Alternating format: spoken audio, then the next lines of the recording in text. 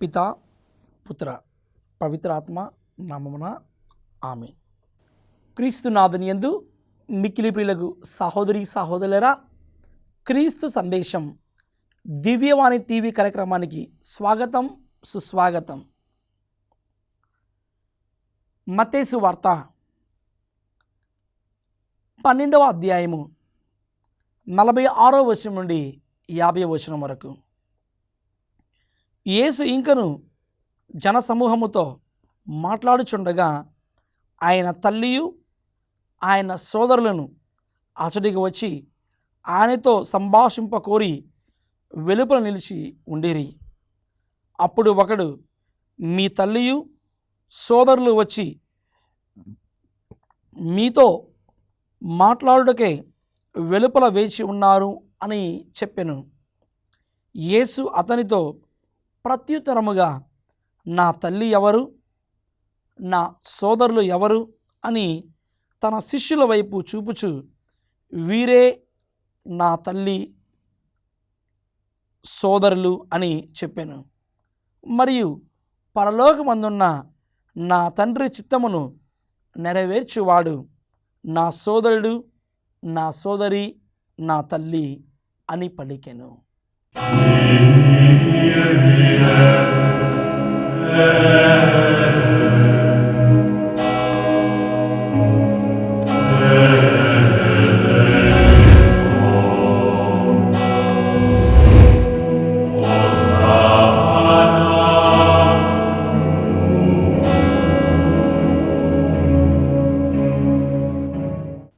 పరిశుద్ధమైన సమయంలో మనమందరం కళ్ళు మూసుకొని శిరముల వంచి ప్రార్థించుదాం. ప్రేమగల ప్రభువా, సర్వమును సృష్టించి పరిపాలిస్తున్న మా ప్రియ పరలోకపు తండ్రి, ఈ పరిశుద్ధమైన క్రీస్తు సందేశం దివ్యవాణి టీవీ కార్యక్రమానికి ప్రభువా వీక్షిస్తూ ఉన్న ప్రతి బిడ్డపై మీ దివ్య ఆశీర్వాదమును కుమ్మరించండి. మీ పవిత్రమైన దివ్య పదబిడ్డ సన్నిధిలో మీ కృపా అనుగ్రహ ఫలముతో ప్రభువా మాపై మీ దివ్య ఆశీర్వాదములను, మీ పరిశుద్ధాత్మ దీవెనలను కుమ్మరించండి తండ్రి.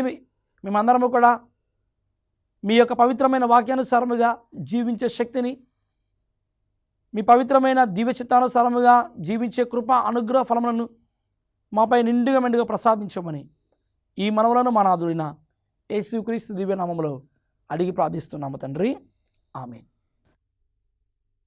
ప్రియమైన సహోదరి సహోదరులారా, ఈరోజు మనం ధ్యానిస్తున్న అంశము దేవుని చిత్తానుసారముగా జీవించుట. దేవుని చిత్తానుసారముగా జీవించుట. మొట్టమొదటిగా దేవుని చిత్తం అంటే ఏమిటో మనం గ్రహించుదాం. దేవుని చిత్తము అంటే దేవుడు మన జీవితానికి ఉద్దేశించిన పవిత్రమైన ప్రణాళిక. దేవుడు మన జీవితానికి ఉద్దేశించిన పవిత్రమైన ప్రణాళిక. పునీత పౌలు భక్తుడు తిమోతికి రాసిన మొదటి లేఖ 2వ అధ్యాయము 4వ వచనం మనం ధ్యానం చేస్తున్నాం. మానవులందరూ రక్షింపబడవలనని, సత్యమును తెలుసుకొనవలనని దేవుని అభిలాష. మానవులందరూ కూడా రక్షింపబడాలని, మరి సత్యమును తెలుసుకోవాలని దేవుని యొక్క కోరిక. అదే దేవుని యొక్క చిత్తం. ప్రియమైన సహోదరి సహోదరా, అదేవిధంగా మనం లోతుగా ధ్యానం చేసినట్లయితే మత్తయి వార్త 12వ అధ్యాయము 50వ వచనంలో ఈనాటి ఈ యొక్క సువిశేష పట్టణంలో ధ్యానం చేసిన విధముగా, పరలోకమందున్న నా తండ్రి చిత్తము నెరవేర్చువాడు నా సోదరుడు, నా సోదరి, నా తల్లి అని ప్రభు పలుకుచూ ఉన్నారు. పరలోకమందున్న నా తండ్రి చిత్తాన్ని నెరవేర్చువాడు అనగా మనం ఈ లోకంలో దేవుని చిత్తానుసారంగా జీవిస్తూ ఆ ప్రభువుని యొక్క చిత్తం ఏమిటో ఈరోజు మనం గ్రహించాలి. దేవా, ఈరోజు మా కుటుంబ దాంపత్య జీవితంలో, ఈరోజు నా వ్యక్తిగత జీవితంలో, ఈరోజు నా సంఘ జీవితంలో నా చిత్తము కదా జరగాల్సింది. దేవా, నీ చిత్తాన్ని నా జీవితంలో నెరవేర్చనిమ్ము. దేవా, నీ చిత్తాన్ని నా వ్యక్తిగత జీవితంలో నెరవేర్చనిమ్ము. నీ సంకల్పము నా జీవితంలో జరుగునుగాకని చెప్పాలి. ప్రియమైన సహోదరి సహోదరులారా, మన చిత్తము ఇక్కడ జరగడము కాదు, దేవుని చిత్తము మన జీవితంలో జరిగినప్పుడు దేవుని యొక్క ఆశీర్వాదములు, దేవుని యొక్క కృపా అనుగ్రహాలు, దేవుని యొక్క రెట్టింపు దీవెనలు మనకు వస్తాయి. అదే అక్షరాల మనం పరిశుద్ధ గ్రంథంలో చూస్తున్నాం. ఓ మహోన్నతమైన పవిత్రమైన మూర్తి, మన అందరికీ ఆదర్శమూర్తి మన అమ్మ మరియమాత అక్షరాల దేవుని చిత్తాన్ని ఈ లోకంలో జీవించి మనందరి రక్షణ ప్రణాళికకు సోపానాలు వేసిన తల్లి. లూకాసు వార్త 1వ అధ్యాయము 38వ వచనం. ఇదిగో నేను ప్రభువు దాసురాలను, నీ మాట చొప్పున నాకు జరుగునుగాక. మరియ తల్లి దేవుని చిత్తాన్ని శిరసా వహించి, మరియ తల్లి దేవుని చిత్తానుసారముగా జీవిస్తూ, మరియ తల్లి దేవుని చిత్తానికి లోపడి ఆమె అంగీకరించి సంపూర్ణ విధేయతతో రక్షణ ప్రణాళికకు సిద్ధము చేశారు. అమ్మ మరియమాత ఒకే ఒక్క మాట, దేవుని చిత్తానికి అవును అని చెప్పి దేవుని చిత్తానికి అంగీకరించినది ఆ తల్లి. ఇదిగో నేను ప్రభువు దాసురాలను, నీ మాట చొప్పున నాకు జరుగునుగాక. ఇక రెండవదిగా ప్రియమైన విశ్వాసులారా, దేవుని చిత్తం అనగా పరిశుద్ధులై ఉండడం. దేవుని చిత్తం అనగా పరిశుద్ధులై జీవించడం. అదే మనం చూస్తున్నాం. పునీత పౌలు భక్తుడు తెస్సలోనిగా ప్రజలు రాసిన మొదటి లేఖ 4వ అధ్యాయం 3వ వచనంలో చూస్తున్నాము. మనము దేవుని చిత్తానుసారముగా ఈ లోకములో జీవిస్తున్న సమయంలో పరిశుద్ధులమై పవిత్రమైన జీవితాన్ని మనం జీవించాలి. పునీత పేతురుగా రాసిన మొదటి లేఖ 1వ అధ్యాయము 15వ వచనంలో మనం ధ్యానం చేస్తున్నాం. మిమ్ము పిలిచిన దేవుడు పవిత్రుడు కనుక మీ ప్రవర్తన యందు మీరును పవిత్రులై జీవింపుడు. దేవుడు మనల్ని పిలిచినాడు, ఆ పవిత్రమైన జీవితానికి అంతస్తుకు మరి పిలుస్తున్నారు. మిమ్మల్ని పిలిచిన దేవుడు పవిత్రుడు కనుక మీరును మీ ప్రవర్తన యందు, మీ ఆలోచనల యందు, మీ తలంపుల యందు, మీ నడవడిక యందు, మీ జీవితమందు మీరు పవిత్రమైన జీవితాన్ని జీవించే బిడ్డలుగా ఉండాలి. పునీత పౌలు భక్తుడు తిమోతికి రాసిన మొదటి లేఖ 4వ అధ్యాయము 7వ వచనం తెలియజేస్తున్నారు. పవిత్ర జీవితమును అభ్యసింపము. ప్రియమైన దేవుని బిడ్డ, మనం దేవునికి ప్రీతిపాత్రులుగా జీవించినప్పుడు మనము పవిత్రమైన జీవితాన్ని మనము అభ్యసింపగలం. దేవుడు మనందరినీ కూడా సమృద్ధిగా ఆశీర్వదిస్తారు. ప్రియమైన సహోదరి సహోదర, కాబట్టి ఆత్మీయ జీవితంలో మనము దేవునికి సమర్పించుకున్నప్పుడు దేవుని యొక్క కృప అనుగ్రహములు, దేవుని యొక్క ఆశీర్వాదములు మన మీద నిండుగా మెండుగా ఉంటాయి. ప్రియమైన సహోదరి సహోదరురా, కాబట్టి మనమందరము కూడా దేవుని చిత్తానుసారముగా జీవిస్తున్న సమయంలో పరిశుద్ధులమై ఉండాలి.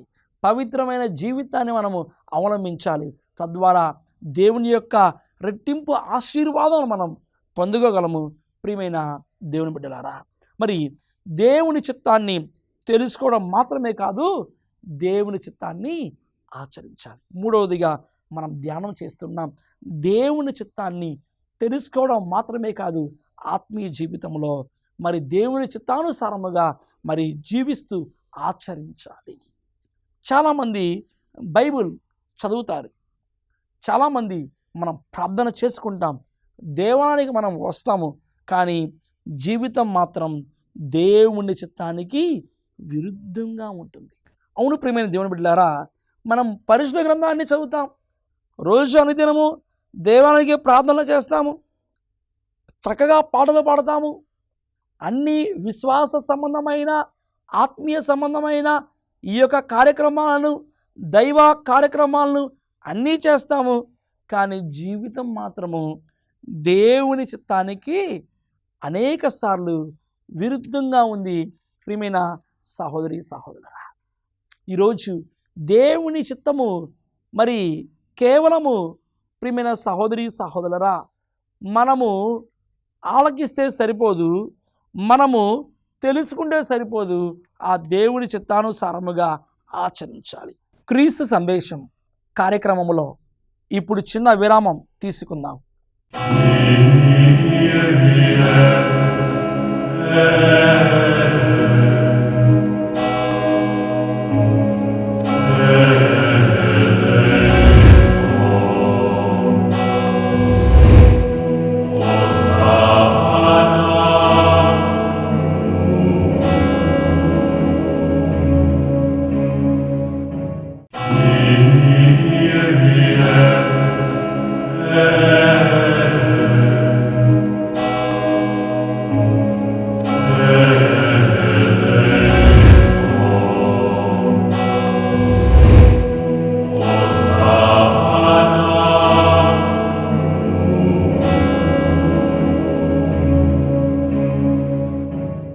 క్రీస్తు సందేశం కార్యక్రమానికి తిరిగి స్వాగతం.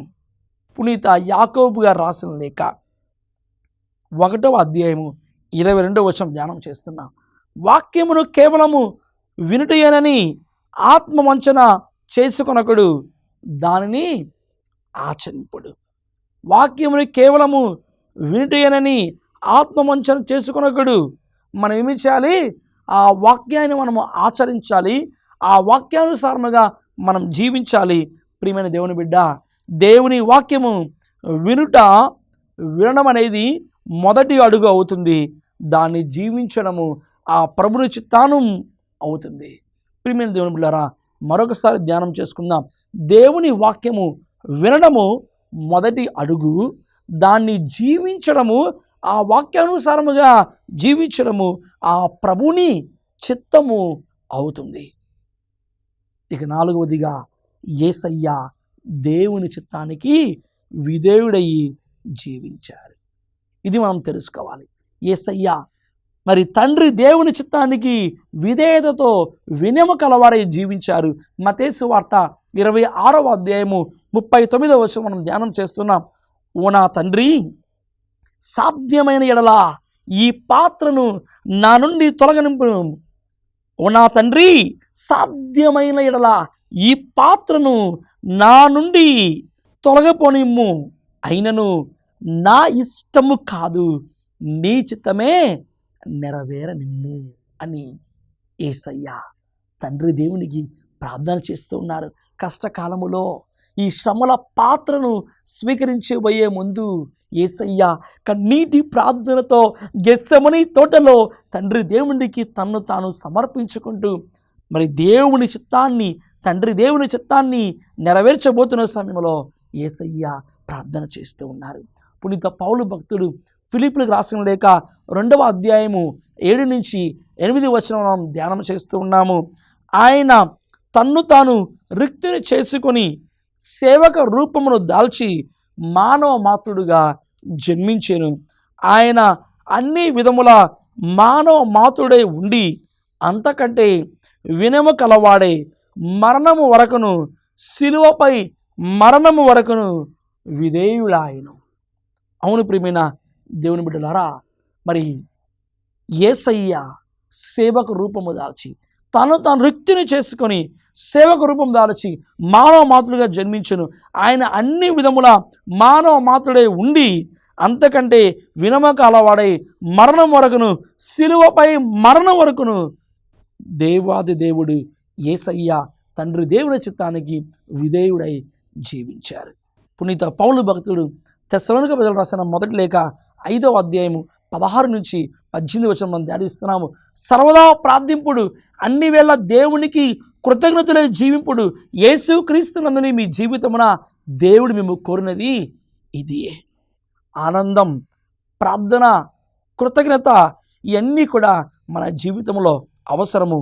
ఆనందము కలిగి జీవించడం, ప్రార్థనతో కలిగి జీవించడం, కృతజ్ఞతాభావంతో జీవించడం ఇవన్నీ అవసరం. ఇవన్నీ కూడా సంతోషము, ప్రార్థన, కృతజ్ఞత ఇవన్నీ కూడా దేవుని చిత్తములో భాగాలు. యోహాను సువార్త 4వ అధ్యాయము 34వ వచనం ధ్యానం చేస్తున్నాం. యేసు వారితో, నన్ను పంపిన వాని చిత్తమును నెరవేర్చుటయు ఆయన పనిని పూర్తి చేయుటకు నాకు ఆహారము. ప్రభు అంటున్నారు, ప్రియమైన దేవుని బిడ్డలారా, నన్ను పంపిన వాని చిత్తమును నెరవేర్చుటయు ఆయన పనిని పూర్తి చేయటయు నా ఆహారము.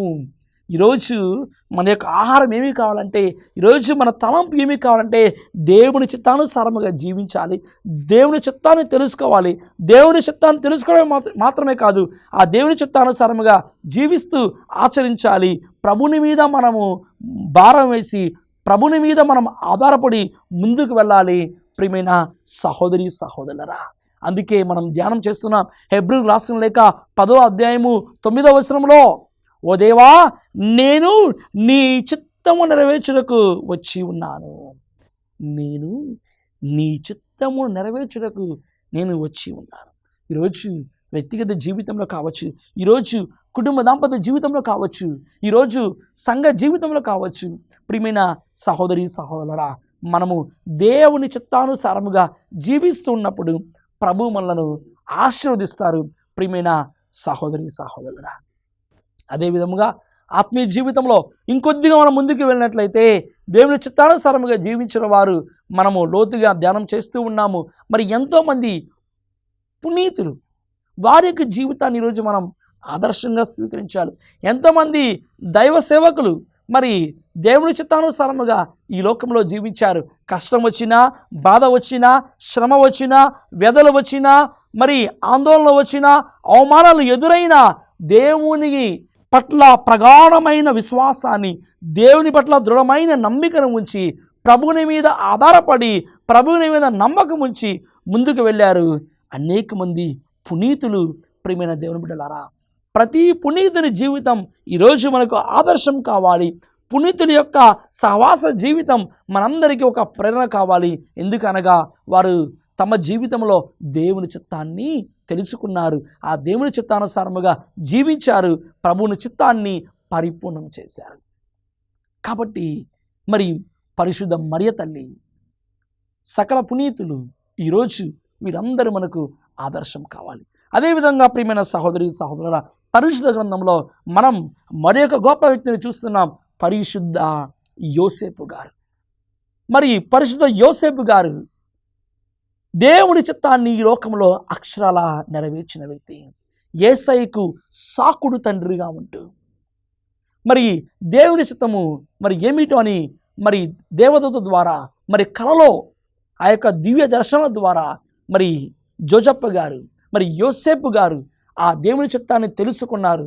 మరి మరియ తల్లిని వదిలిపెట్టకుండా మరి యేసు ప్రభునికి ఆలనలో పాలనలో ఓ సాకుడు తండ్రిగా, ఓ ఆధ్యాత్మిక తండ్రిగా, పోషించే తండ్రిగా, ఓ మంచి యజమానిగా, ఓ మంచి భర్తగా మరి స్త్రీ సభ చరిత్రలో నిలిచిపోయిన గొప్ప పునీతులు పరిశుద్ధ యోసేపు గారు, పరిశుద్ధ మరియ తల్లి, పరిశుద్ధ యోసేపు గారు. మరి వీరు మనకు ఓ గొప్ప ఆదర్శం దేవుని చిత్తము నెరవేర్చడంలో. కాబట్టి ప్రియమైన దేవుని బిడ్డ, ఈరోజు నీవు ఆత్మ పరిశీలన చేసుకో. ఈరోజు మళ్ళీ మనము ఆత్మ పరిశీలన చేసుకుందాం. మన కుటుంబాలను, మన జీవితాన్ని, మన బిడ్డలను, మరి అందరినీ కూడా దేవునికి సమర్పించుకుందాం. ఎందుకనగా ప్రభునికి మనము సమర్పించుకున్నప్పుడు, ప్రభుని యొక్క దీవెనలు మనకు ఉన్నప్పుడు మనం ఖచ్చితంగా దేవుని చిత్తానుసారముగా ఈ లోకంలో జీవించిన వారం అవుతాం. ప్రభుని యొక్క ప్రేమ, ప్రభుని యొక్క సహవాసము ఎల్లప్పుడూ కూడా మన ఆత్మీయ జీవితంలో నిండుగా మెండుగా ఉండాలి. ప్రియమైన దేవుని బిడ్డలారా, కాబట్టి ఈరోజు మనము ప్రభునికి నిత్యము కూడా సమర్పించుకుంటూ ఆయన యొక్క రక్షణ బలియాగములో మనం పాత్రలం అవుదాం. దివ్య బలి పూజలో పాల్గొనడం ద్వారా, దివ్య సంస్కారాలను స్వీకరించడం ద్వారా, 10 ఆజ్ఞలను మనం పాటించడం ద్వారా ప్రభుని మనము అనుసరించిన వారమవుతాము. ఏ విధంగా అయితే యేసయ్య తన తండ్రి దేవుని చిత్తాన్ని నెరవేర్చారు, ఏ విధంగా అయితే పరిశుద్ధ మరియ తల్లి, పరిశుద్ధ యోసేపు గారు దేవుని చిత్తాన్ని ఈ లోకంలో నెరవేర్చారు, ఏ విధంగా అయితే సకల పునీతులు అందరూ కూడా దేవుని చిత్తాన్ని నెరవేర్చారు, ఈరోజు మనము కూడా వారందరినీ ఆదర్శముగా స్వీకరించుకుంటూ, వారందరినీ ఓ సుమాతృగా స్వీకరించుకుంటూ మళ్ళీ మనము దేవునికి సమర్పించుకుందాం. ప్రభువుని మీద ఆధారపడి జీవించుదాం. ప్రభువుని యొక్క రక్షణ ప్రణాళికలో భాగస్థులమవుదాం. దేవుని చిత్తము ఏమిటో అని గ్రహిస్తూ ముందుకు వెళ్దాం. తద్వారా దేవాతి దేవుడు మనలను, కుటుంబ సభ్యులను, బిడ్డలందరినీ కూడా సమృద్ధిగా తన యొక్క కృపలో దీవించి కాచి కాపాడునుగాక. ఆమేన్. ప్రభు మీతో ఉండునుగాక, మీ ఆత్మతో ఉండునుగాక. సర్వశక్తిగల సర్వేశ్వరుడు పిత, పుత్ర, పవిత్ర ఆత్మ మనల్ని దీవించి కాచి కాపాడునుగాక. ఆమేన్.